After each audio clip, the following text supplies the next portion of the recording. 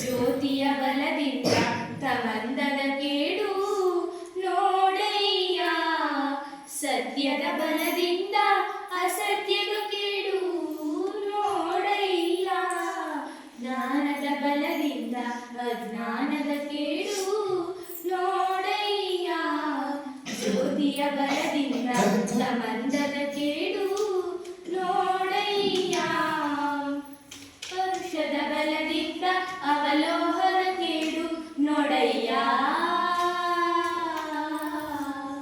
ಪರುಷದ ಬಲದಿಂದ ಅವಲೋಹದ ಕೇಡು ನೋಡಯ್ಯ. ಕೂಡಲ ಸಂಗನ ಶರಣರ ಅನುಭಾವದಿಂದ, ಕೂಡಲ ಸಂಗನ ಶರಣ